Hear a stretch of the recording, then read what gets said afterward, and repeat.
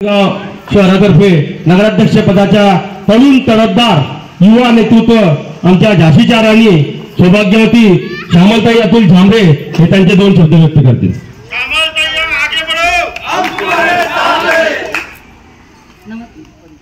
नमस्कार माननीय व्यासपीठ आणि माझ्या समोर बसलेले माझे बंधू आणि भगिनींनो, मी श्यामल अतुल झांबरे दूध फेडरेशनची संचालिका आहे आणि भारतीय जनता पार्टीने माझ्यावर विश्वास ठेवून मला इथली आता लोकनियुक्त नगराध्यक्षपदाची उमेदवारी जाहीर केलेली आहे।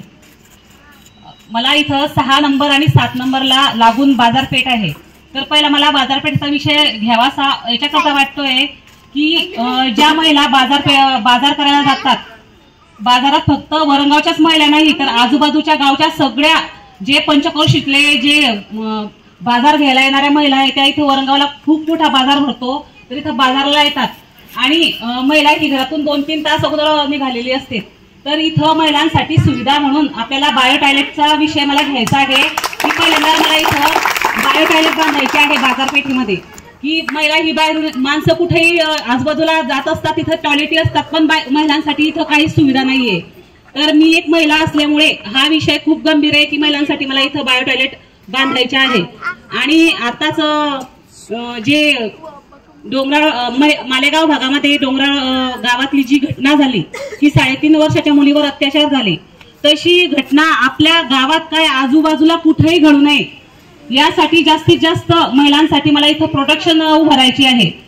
मी एक महिला असल्यामुळे महिला केव्हाही रात्री जावं कुठेही जावं एकटी कशी जाता येईल याच्याकडे माझा महिलांच्या बाबतीत जास्त कल राहणार आहे। आणि गटारी रस्ते हे तर नगरपालिकेचे कामच आहे। साधना नगर मध्ये मी जेव्हा इथं साधना नगर मधल्या महिला बसलेल्या आहे त्यांना भेटली तर त्यांनी बंडू भाऊ बद्दल खूप सांगितलं की कोरोनामध्ये त्यांनी आम्हाला खूप मदत केलेली आहे। महेश बद्दल सांगितलं आणि तिथला मेन प्रश्न हा गटारीचा असल्यामुळे मी इथं गटारीचा मुद्दा डबल घेते आहे की ताई तुमचा प्रश्न आम्ही सॉल्व्ह करणारच आहे। तुमचे इथे दोघी उमेदवार खूप भक्कम आहेत, तर तुम्ही सर्वांना मला तिघींना तुमचे आशीर्वाद द्या।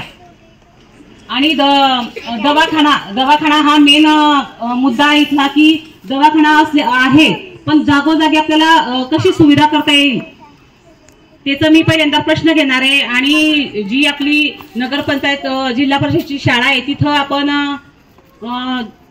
मराठी मीडियम शाळा आहे तिथं इंग्लिश मीडियम करून मुलांना तिथं कसं जास्तीत जास्त गरीब मुलांना तिथं शिक्षण घेता येईल हे आपल्याला बघायचं आहे। आणि मला एकच म्हणणं आहे, केंद्रात कमळ राज्यात कमळ आहे आणि तुम्ही तुमचे आशीर्वाद देऊन आपल्याला वरंगावतही कमळच फिरवायचं आहे। धन्यवाद। भारतीय जनता पार्टीचा